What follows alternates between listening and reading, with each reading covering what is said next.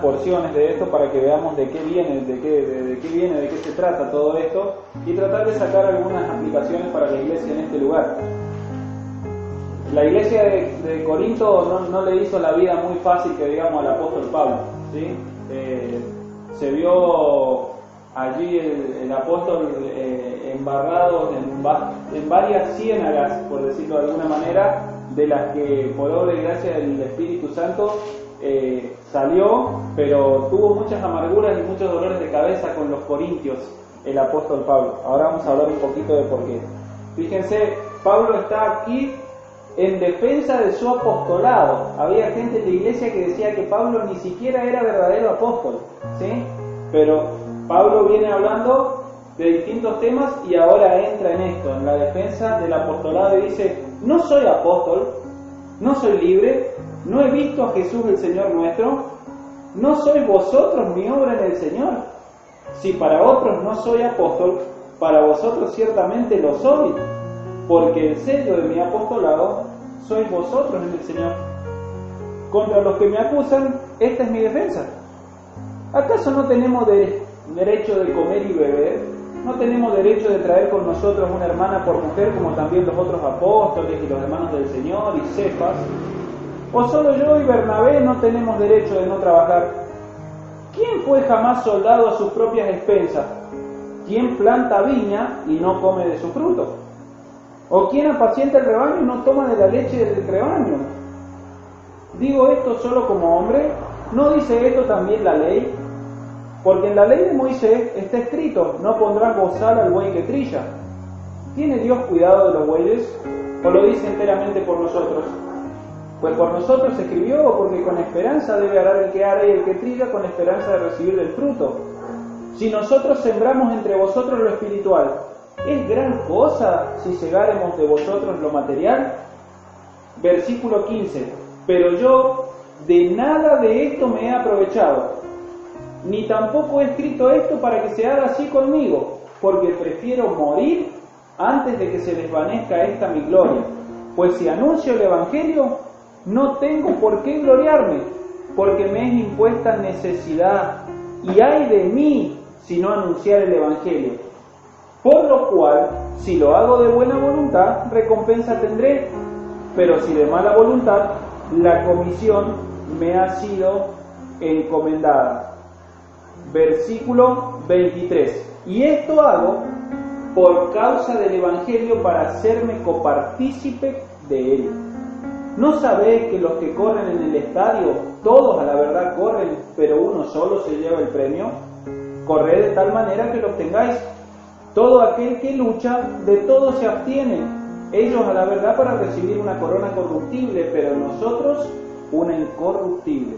Así que yo de esta manera corro, no como a la aventura. De esta manera peleo, no como quien golpea al aire, sino que golpeo mi cuerpo y lo pongo en servidumbre. No sea que, habiendo sido heraldo para otros, yo mismo venga a ser eliminado. Fíjense en la situación en la que se encontraba acá el apóstol Pablo. El apóstol Pablo había fundado muchas iglesias por la región. Tenemos las cartas a las iglesias en el Nuevo Testamento, ¿sí? Filipos, Colosas, Tesalónica, Corinto, Roma, sí, bueno, un montón de iglesias con las que estaba. Sin embargo, esta iglesia, como todas, ¿no?, pero tenía muchas particularidades, ¿sí? Estaba en un contexto, ya era particular su contexto social y cultural. La zona esa, que era la zona del Asia Menor, ¿sí?, tenía dos grandes ciudades. La ciudad número uno en importancia era la ciudad de Atenas, que era la cuna de la filosofía, ¿sí? Pero la ciudad número dos en importancia era la ciudad de Corinto. Esas dos eran las ciudades que culturalmente eran las más importantes de la época, ¿sí? Ahí en Corinto había una gran colonia judía, probablemente después de Jerusalén, la segunda colonia judía más grande estaba en Corinto. Por eso hay allí en Corinto, si ustedes leen la carta, manifestaciones importantes muy significativas para los judíos, como por ejemplo lenguas, sanidades y esas cosas, ¿sí? Y Pablo había ido a Corinto, y lo que hacía Pablo era, día a día predicaba en la ciudad y el sábado en la sinagoga. Pero Pablo tenía una estrategia que era ir siempre primero a los judíos, tomaba de allí el núcleo de creyentes y después iba a los que no eran judíos, ¿sí? Entonces, en su segundo viaje misionero, Pablo funda la iglesia en Corinto, ¿sí? Y dice Pablo que en aquel contexto el evangelio fue predicado con debilidad. Cuando predicó a los corintios, predicó el evangelio como con debilidad, ¿sí? Probablemente queriendo hacer referencia a que predicó en un contexto de tensión psicológica o en un entorno que por ahí era poco favorable, ¿sí? Pensemos que allí en ese lugar había mucha idolatría, ¿sí? En las regiones de Atenas y Corinto estaba el templo de la diosa Afrodita, que era la diosa del amor y la fertilidad. Allí se practicaba un acto de muy mala moral, que era la prostitución sagrada. Alrededor del templo de Afrodita habían aproximadamente unas 1000 mujeres que se dedicaban a la prostitución sagrada, ¿sí? Pero también estaban muy arraigados en los pensamientos filosóficos, y la gente de ahí era gente filosóficamente conocedora y, por supuesto, con un pensamiento crítico muy arraigado, ¿sí? Y el Evangelio, además de que siempre es cuestionado hasta nuestros días, es completamente contrario en algunos puntos a la filosofía humana, ¿sí? Tanto que muchas de las doctrinas que hoy circulan entre nosotros, que niegan la existencia de Dios, han salido, digamos, de la cuna de la filosofía. Entonces, tenía allí Pablo un auditorio de gente muy culta, tenía un pensamiento filosófico crítico y muy arraigado, y tenía como que esa gente, si no venía alguien y les daba algo que fuera un plum, que les explotara la cabeza, era como que poco interés le daban. Y el Evangelio en realidad es un mensaje muy simple, ¿sí? Por lo tanto, Pablo como que estaba en una tensión. Sin embargo, ¿qué hace Pablo? Predica Pablo el Evangelio, ¿sí? Es que era una ciudad de aproximadamente unos 600.000 habitantes. No era una ciudad pequeña, ¿sí? Una ciudad con mucha cantidad de esclavos, 400.000 aproximadamente, y menos libres, 200.000. Pero una ciudad, para que ustedes en dimensiones actuales se hagan una idea, una ciudad con la misma cantidad de habitantes que tiene Salta ahora. No era una ciudad pequeña, era una ciudad significativa. Entonces Pablo dice, acá pueden haber muchos libres, acá pueden haber muchos esclavos, pero a toda esta gente hay que predicarle libertad en Cristo, ¿sí? Y yo cuando veo este entorno y cuando veo estas circunstancias, a cualquiera se le hubiera ocurrido decir, rompieron para otro lado, más accesible, más sencillo, a donde el mensaje del Evangelio capaz que encaje más fácil y no tengamos que renegar tanto. No, ¿sí? El Espíritu de Dios quería que Pablo predicase ahí. Esto nos tiene que dejar a nosotros una indicación de que no podemos nosotros catalogar un terreno de fértil o infértil para predicar el Evangelio. El Evangelio tiene que ser predicado. Sin importar las circunstancias debemos predicar el Evangelio. El contexto no nos puede amedrentar a predicarlo. No debemos ser no debemos echarnos para atrás por el entorno o por lo que nosotros con nuestros ojos podemos leer de lo que nos rodea. Porque si ustedes se fijan, Pablo ¿a quién le está escribiendo? A la iglesia en Corinto. Es decir, que Pablo fue a ese entorno, predicó el Evangelio, y cuando Pablo se va de allí, queda consolidada y fundada una iglesia. Nosotros hoy estamos en Colonia, mañana quizás podemos estar en San Benito. ¿Quién puede decir que Dios no tiene pueblo en algún lugar? Nosotros tenemos una comisión que es ir y llevar el Evangelio a donde nos toque estar. Sea donde nos congregamos habitualmente o sea que decidamos hacerlo en otro lado, pero nunca tenemos que decir, no, aquí el suelo es de hierro, no cabe ninguna semilla. Nuestra comisión es ir y sembrar la preciosa semilla. ¿Sí? Quizás otro la riegue, el crecimiento está darlo en la voluntad de Dios. Se funda la iglesia en Corinto y, como en todas las iglesias, empiezan a haber algunos problemas intraeclesiales, ¿sí? Creo que en todos lados donde hay reunión de personas, ¿sí?, hay problemas y hay dificultades, ¿sí?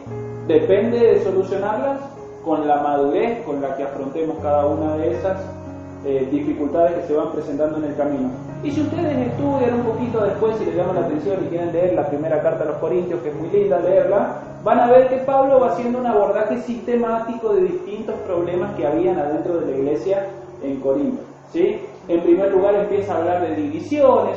¿Por qué? Claro, porque los del entorno griego eran gente muy pensante. Y eso es un arma de doble filo, porque si bien le echaban cabeza a todo y a las escrituras y se reunían por grupos de afinidad y se reforzaban, también era un caldo de cultivo para las divisiones, porque donde no se ponían de acuerdo en algo, ahí se podría todo, podríamos decir nosotros, ¿sí? Después empieza a hablar de las inmoralidades. Recuerdan que le mandan una carta a los de Cloé que le dice: Pablo, hay una situación grave acá en la iglesia, y en el lenguaje original parece indicar como que los de Cloé tuvieron que decirle reiteradas ocasiones a Pablo para que Pablo se convenciera de que esa situación estaba realmente ocurriendo en la iglesia y que él iba a tomar asunto. Esto es como un paréntesis aparte, ¿sí? Y para que él tomara cartas en el asunto. Ahora nosotros también, yo pensaba eso y digo, ¿por qué? Y a mí me pasa muchas veces en mi trabajo, cuando le llevo un problema a mis superiores, ¿por qué inmediatamente no ejecutan para solucionarlo? ¿Sí? Pero después me ponía a pensar y digo, qué sano es si realmente han tenido que insistirle a Pablo sobre un problema dentro de la iglesia, porque Pablo no podía estar presente en la iglesia en ese entonces, que a la primera haya tratado de darse por enterado, pero no darle curso enseguida a un montón de cosas, ¿sí? Porque eso es darle lugar después al chimenterío adentro de la iglesia y a que cada uno diga lo que le parece según lo ve y que esa ya sea la verdad, ¿sí? Porque sabemos que a la persona que se lo va... No. Y otras veces tenemos que entender nosotros también como miembros de la iglesia que cuando presentemos un problema al ancianato o al pastorado o al grupo de liderazgo donde nos toque pertenecer, no se va a obrar enseguida, porque a veces no está claro lo que hay que hacer y hay que dedicar mucho tiempo a la oración para recibir la guía del Señor en solucionar ciertos problemas. Sin embargo, si es realmente un problema que está entorpeciendo la iglesia, Dios va a dar luz y el problema va a ser solucionado, ¿sí? Pero Pablo trata también el tema de la inmoralidad, después habla de divorcio y después habla de comer de lo sacrificado a los ídolos, ¿sí? Como diciendo, miren, no hay nada de malo en esto, digamos, pueden comer de todo lo que hay, pero hay hermanos entre ustedes que a esto les estorba, les entorpece. Hace como que piensen que eso está mal y les debilita un poco la fe, ¿sí? Entonces Pablo llega a una conclusión y dice, miren, si yo puedo hacer algo que a mí me es lícito, pero para que no le sea de tropiezo a otro, no lo tengo que hacer, no lo voy a hacer jamás. No lo voy a hacer jamás. Y ahí corta el capítulo 8 de los sacrificados y empieza en el capítulo 9 la defensa de su apostolado, que está estrechamente vinculado con el 8 por una cuestión de que va a usar exactamente el mismo argumento que ha usado en el capítulo 8 para defender las condiciones de su apostolado en el capítulo 9. Porque se habían levantado grupos dentro de la iglesia, ¿sí?, con líderes que negaban la autoridad apostólica de Pablo. ¿Sí? Vieron que Pablo fue apóstol diferente de los otros, ¿sí? Sin embargo, hay sobradas evidencias en la Biblia para mostrar que Pablo era un apóstol y un apóstol sobresaliente. No entro en detalles porque tendría que dar la lista de por qué Pablo sí es apóstol, si después quieren se las comparto, pero es una serie de argumentos bastante larga. Sin embargo, Pablo es un apóstol a todo trapo, ¿sí? Y ellos decían que Pablo no era apóstol porque ustedes saben la costumbre que tenía Pablo. Pablo no recibía ofrendas de las iglesias que él fundaba, ¿sí? Es más, conocemos que él desarrollaba sus propias actividades para mantenerse, ¿sí?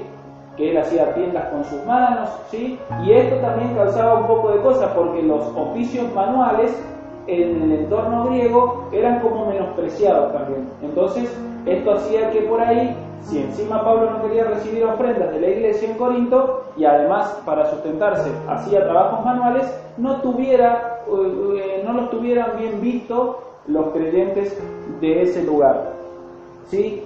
Y decían que una prueba de que Pablo en realidad no era apóstol es que no quería recibir sustento de los corintios porque él sabía y le daba remordimiento de conciencia, ¿sí? Pablo era cuestionado en la iglesia. Y fíjense lo que dice el versículo que hemos leído: si para otros no soy apóstol, para vosotros ciertamente lo soy, porque ustedes son, es como si nosotros le dijéramos ahora a Nelson, vos no sos pastor de la iglesia, pero si estamos acá porque en cierta manera Nelson fue la herramienta del Señor para que hoy estemos nosotros acá. Y Pablo le dice, ustedes son mis, si otros pueden decir que yo no soy apóstol, ustedes no pueden decirlo porque ustedes son fruto de mi obra. Entonces, sin embargo, otros que llegaron después quizás negaban que Pablo fuera un apóstol, ¿sí? Pablo era cuestionado en la iglesia, ¿sí? Siempre el que trabaja va a ser cuestionado en la iglesia. No por todos, porque si no sería un despropósito, ¿sí? No por todos. Y por eso, como Pablo, lo importante es que nuestro compromiso sea con el Señor primeramente. Y que nuestra vinculación a la iglesia no dependa solo de lo que me dan o de lo que me dicen, o si un hermano no está de acuerdo conmigo, no vengo más porque no lo quiero. ¿Cuál es ese compromiso? El compromiso del creyente fiel tiene que estar con el Señor. No que porque me gusta cómo predica el hermano vengo y los días que predica ese hermano, y porque no me gusta el otro, el compromiso dentro de la iglesia tiene que ser con el Señor. Y ustedes, si quieren ir un poco más allá, recuerden que Cristo mismo fue criticado en su ministerio, hasta por los de su propia familia. Hasta por los de su propia familia. Entonces no esperemos, si el siervo no es mayor que su Señor, no esperemos que nosotros en determinado momento no vamos a recibir críticas en el desarrollo y en la dinámica del ministerio, ¿sí? Hay muchas pruebas en la vida de la iglesia, ¿sí? Tanto de los ministros como de los miembros y pastores, pero siempre en toda prueba que se nos presente o en toda situación que se nos presente de cualquier color dentro de la vida de iglesia, tenemos que entender esto: la gracia del Señor, igual al color de la prueba, nos da fuerza para sustentarnos cuando estamos atravesando a través de ella, y además, como resultado, nos orienta hacia la madurez espiritual. ¿Pablo soportaba pruebas en el ministerio? Pablo, azotes, prisiones, cárceles, rechazos, calumnias, negaciones en las iglesias que él mismo había fundado. Y además de eso dice que además tenía un aguijón en la carne al que ya le había pedido al Señor 3 veces que se lo sacara, y el Señor le había dicho: no, porque si yo te lo saco vos no vas a depender de mí, yo no te lo voy a sacar, te baste mi gracia para que tengas fuerza para sobrellevar esa carga en el camino, ¿sí? Y eso orientó a Pablo hacia la madurez espiritual. No es el mismo Pablo el que empezó a predicar que el que vemos ya en las últimas cartas escritas, ¿sí? ¿Quién era Pablo al principio? El menor de los apóstoles, ¿sí? Y después, ¿quién era Pablo? El más pequeño de los santos. Y después, ¿quién era Pablo? El primero de los pecadores. Esa es la progresión de Pablo cuando dejamos, y la nuestra, cuando dejamos que en nuestras vidas pase lo que decía ya desde el principio Juan el Bautista. Es necesario que Él crezca y que yo vaya menguando. Pablo, en el cierre del capítulo 8, dice que si su actitud fuese la de perjudicar al débil, él interrumpiría ese accionar, esa actitud. Dice: sí, no tengo que comer carne porque a alguien le estorba, no como carne jamás. Y va a usar este mismo principio ahora acá para indicar que a pesar de él ser verdadero apóstol, no acepta ser mantenido por la iglesia, para que eso no se transforme en un arma en las manos de los judaizantes y que digan, ¿saben para qué funda iglesias Pablo? Para que lo mantengan. Sin embargo, ¿qué es lo que pasaba con los corintios? Pensaban que no quería recibir ofrenda porque no era verdadero apóstol. Una prueba tremenda del apóstol Pablo. Sin embargo, el Señor con su gracia lo ayudaba a sobrellevarla, y si leen ustedes 2 Corintios van a ver que la situación fue remendada y Pablo en la iglesia, digamos, pudo superar aquella prueba, ¿sí? Y esto que Pablo decía lo ejemplifica de distintas maneras, con ejemplos seculares, ¿sí? Pero también dice, aún los ritos de la ley y los mandatos dicen que si yo quisiera, podría ser tranquilamente mantenido por la iglesia a la que yo ministro, porque es como recibir el salario por el trabajo que estoy haciendo, no estoy pidiendo nada raro, ¿sí? Ahora, no voy a usar ese derecho, no sea que alguno sea estorbado y entorpecido y alejado del Evangelio por esta causa. Ahora, dar esta supremacía al Evangelio y a la obra del Señor por encima de los intereses personales de cada uno de nosotros exige un grado de madurez espiritual superlativo, ¿sí? ¿Y de qué depende la madurez espiritual que tengamos? Del crecimiento espiritual que tengamos diariamente, alimentándonos conforme a la edad espiritual que cada uno de nosotros ya tiene en las filas del Señor. Los desayunos dominicales, como hoy, son buenos, pero no para crecer fuerte y sano. Para eso necesitamos una disciplina alimentaria saludable día a día. Y esto es un desafío doble, porque es un desafío personal para cada uno de nosotros en cuanto a la comunión que tengamos con la palabra de Dios, con la oración, el compromiso que tengamos con los hermanos, ¿sí? Porque al Señor le agrada y dice, mirá cuán bueno y cuán delicioso es habitar los hermanos juntos en armonía, pero también el liderazgo de la iglesia, de fraccionar la enseñanza de la palabra y darle de comer al que leche, al que papilla, pero al que guiso con papa, ¿sí? Porque si no, ¿qué es lo que ocurre? Y lo de arriba, al no poder alimentarse, decíamos nosotros cuando los gatitos quedaban chiquitos, se aguachan y queda todo a la misma altura y termina siendo una iglesia de niños, ¿sí? Pablo, para ejemplificar esto, hace preguntas, ¿sí? No puedo entrar en los pormenores porque se nos va muy largo el tiempo, para dejar ver que esa es verdaderamente su actitud, y además hace una defensa del apostolado y de sus derechos como verdadero apóstol, apelando a ejemplos cotidianos, y dicen, mire, yo no les estoy pidiendo, pero cuando voy a la iglesia y me paro en la puerta, soy un ministro como los hermanos del Señor, como Cefa, que viene y me dejan en la puerta y no me dan de comer.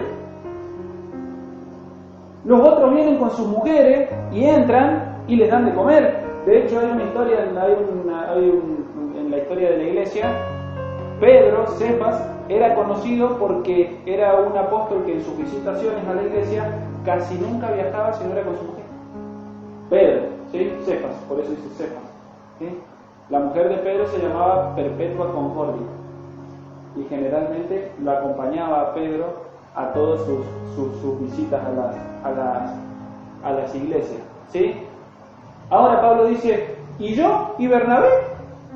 ¿Somos los únicos que no tenemos derecho de no trabajar? Los otros pueden ser sostenidos por las iglesias, nosotros no, ¿sí? Y dice, en un ejército los soldados son apoyados. El que planta viña espera poder comer de su fruto.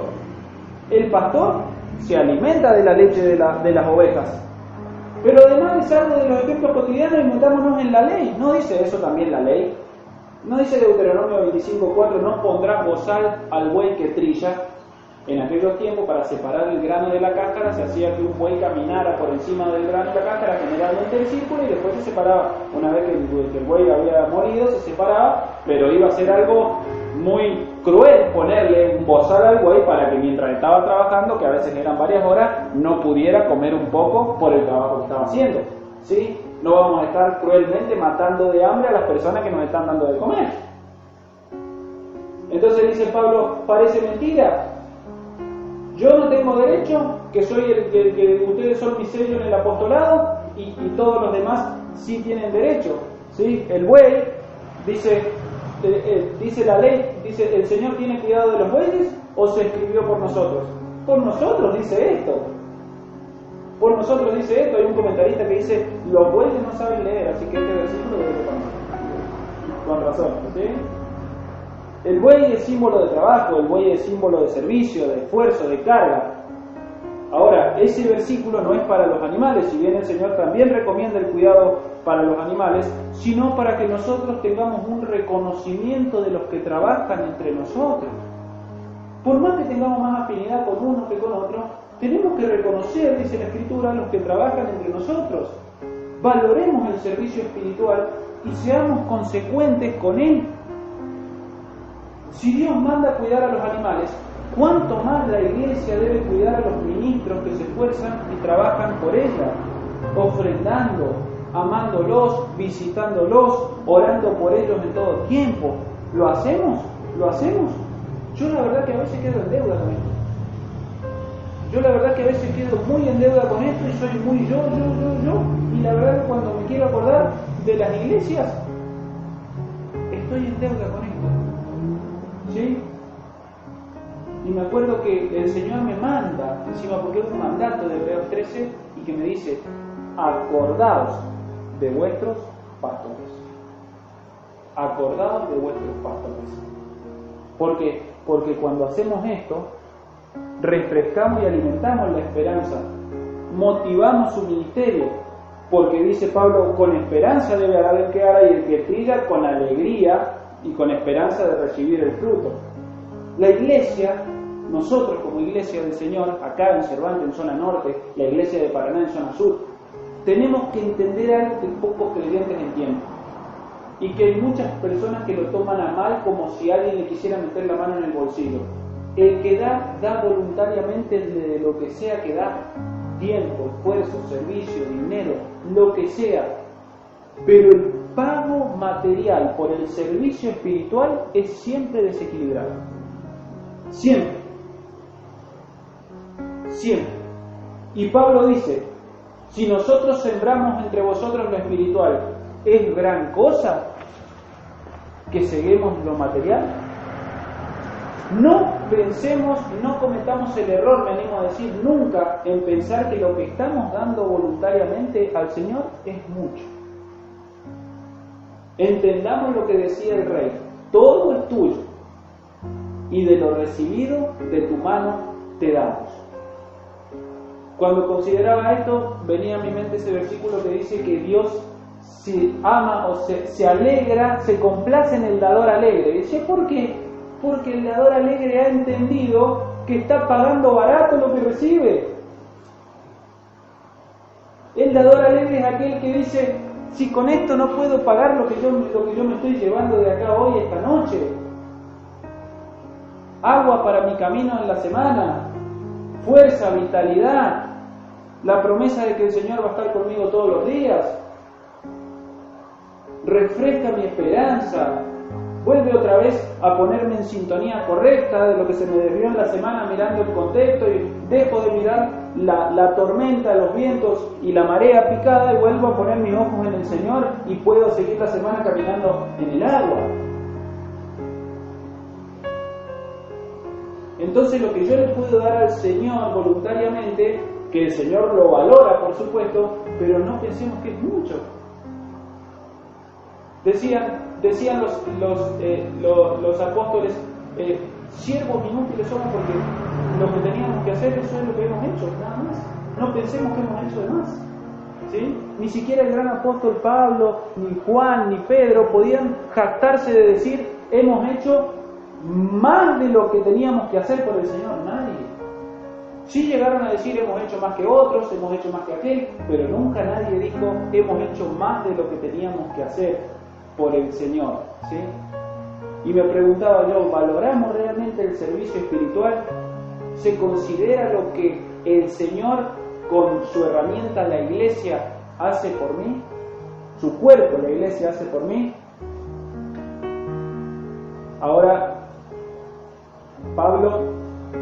sigue adelante y afirma que él tiene derecho de ser apoyado por la iglesia, ¿sí? Por la gente que ministra, afirma que tiene también con la misma fuerza derecho de no usar de ese recurso si eso obstaculiza el Evangelio. Y hay un pastor que decía una cosa que me quedó grabada. ¿Y saben por qué lo hacía? Está acá. ¿Y saben por qué lo hacía? Porque la fuerza del fuerte consiste en renunciar a sus derechos para no ser de tropiezo al débil. Y eso es un acto de madurez espiritual y de amor expresado hacia el prójimo que no tiene comparación. Este era el corazón de Pablo. Pagado, sin pagar, no importa. Lo importante era el Evangelio, ¿sí? ¿Tenemos este ejemplo nosotros? ¿Seguimos al Señor a pesar de? ¿O somos como esos a los que el Señor le dijo, ustedes saben por qué me siguen? Porque le di de comer, ¿sí? Y me alegro mucho de que yo sigo yendo después de muchos años a Mendoza y voy a la iglesia y veo gente que le han pasado muchas cosas. Sí. Desde el 2014 que vinimos para acá sigo yendo a la iglesia en Cervantes y veo mucha gente que sigue a pesar de esto, ¿sí? Y ojalá Dios quiera que esta iglesia crezca y prospere y sea para la gloria del Señor, y después de muchos años todos los que estemos acá sigamos a pesar de esto, ¿sí? Muchos han dejado las filas de la iglesia desgraciadamente por darle mayor importancia al recibir que al dar, por darle mayor importancia al ser reconocido que al reconocer. Pero Cristo dice, más bienaventurada cosa es dar que recibir. Y fíjense, más bienaventurada cosa, más perfecta felicidad. Y si felicidad, ¿a quién le hace bien? A mí. A mí, me hace bien a mí. Sí le hace bien al que recibe también, pero me hace bien a mí. Entonces, digo, démosle la supremacía al Evangelio y todas estas cosas van a venir a ser una responsabilidad, una realidad en nuestra vida. Pablo hace un recuento del Evangelio y dice, miren, está pasando todo esto, yo voy, me dejan en la puerta, no me dan de comer, me pelean, me llevan ante las autoridades, me corrieron en una ocasión de la iglesia, tuve que salir a presentar papeles para que me dejaran libre, para defenderme, no a mí, al apostolado, porque lo que digan de mí, el Señor se va a encargar a su tiempo, pero el apostolado no me lo tocan, porque cuando me están manchando a mí y yo no me defiendo, puedo dejar entrever que también mi ministerio está manchado, y eso no lo voy a permitir, dice Pablo, ¿sí? Pero dice, lo que quieran, pero yo el Evangelio lo voy a predicar igual, porque hay de mí, dice Pablo, si no predicase, si no anunciase el Evangelio, porque eso no es mi elección, eso no es mi ambición personal, eso no es mi hobby, esa es mi comisión, señores. Y de buena gana lo realizo. Y ustedes, mal que les pese, son la prueba de ello. La motivación de Pablo era cumplir con su comisión. ¿Es mi motivación cumplir con la comisión que el Señor me ha dado? ¿Es mi motivación?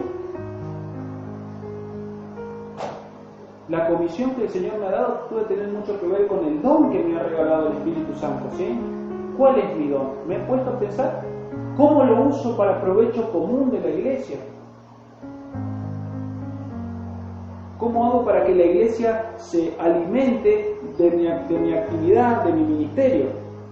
El creyente es una persona que ha sido llamada a servir y no hay vida cristiana sin servicio. Ahora, dentro del servicio cristiano está siempre incluida la Gran Comisión. Y la Gran Comisión es así, por donde ustedes vayan predicando el Evangelio a toda criatura y haciendo discípulos, testimonialmente, verbalmente, ejemplarmente, como hacía Pablo también. Hay lugares que solamente vos vas a poder llegar, hay vidas que solamente vos vas a poder tocar, y esa es tu comisión, ¿sí? La de cada uno.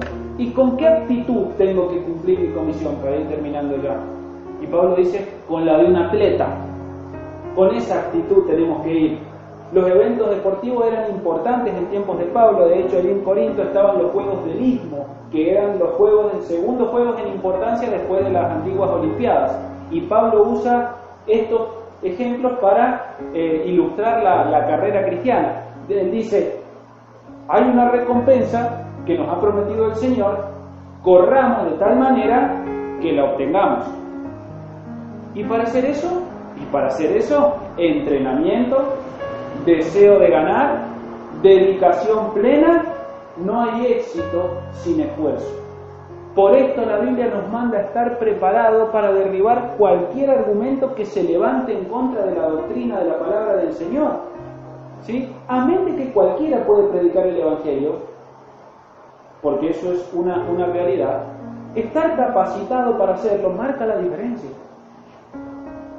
Sobre todo en ciertos contextos. Ustedes fíjense qué hubiera pasado si Pablo no hubiera estado preparado para ir a predicar el Evangelio a Corinto. Lo hubieran dado vuelta como una media.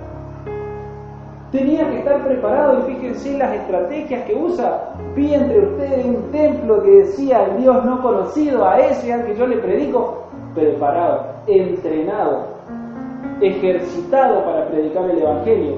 Allí estaba Pablo. Además, Pablo dice, no solamente basta con entrenar, sino que además hay que abstenerse. Los que participaban en aquellos tiempos de los Juegos tenían que por lo menos entrenar durante 10 meses para poder ser aceptados en la inscripción, ¿sí?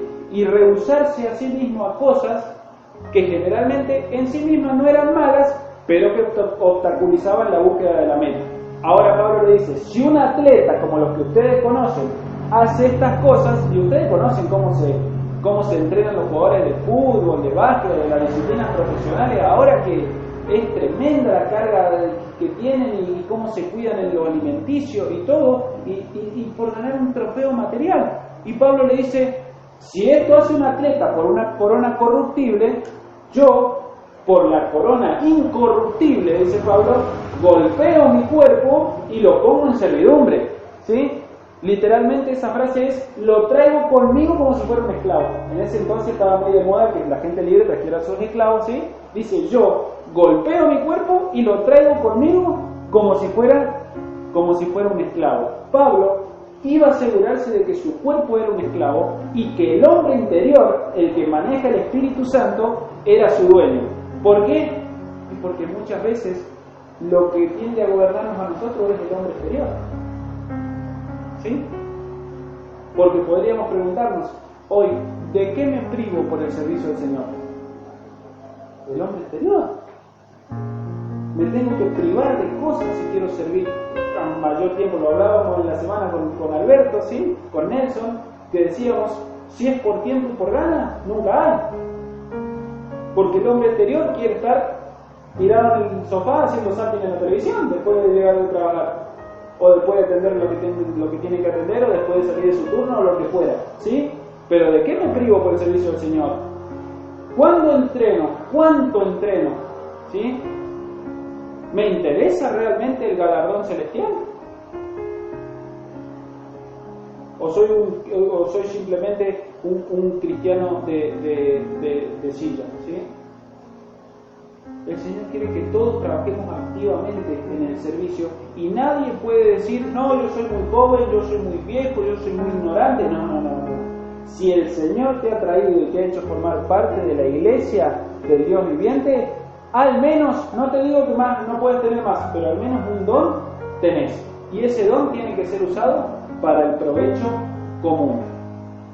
Decía un escritor, Pablo, para no abusar de su posición en el Evangelio, corrió, contendió, se negó a sí mismo y puso su cuerpo en servidumbre a su espíritu, e hizo que su espíritu fuese gobernado por el Espíritu de Dios.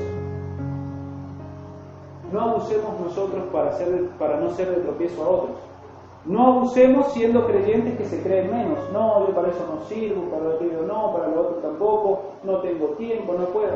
Tampoco abusemos siendo creyentes que se creen más, que están para mirar que todos hagan y, sí, decía Pablo, no vaya a ser que, siendo yo el aldo, el que dicta las reglas, yo mismo venga a ser eliminado por hacerme el piola, ¿sí? Entonces, Hagámoslo todos de una manera hermanada, de una manera equilibrada, corramos todos juntos hasta que podamos decir como Pablo a Timoteo: he peleado la buena batalla, he acabado la carrera, he guardado la fe.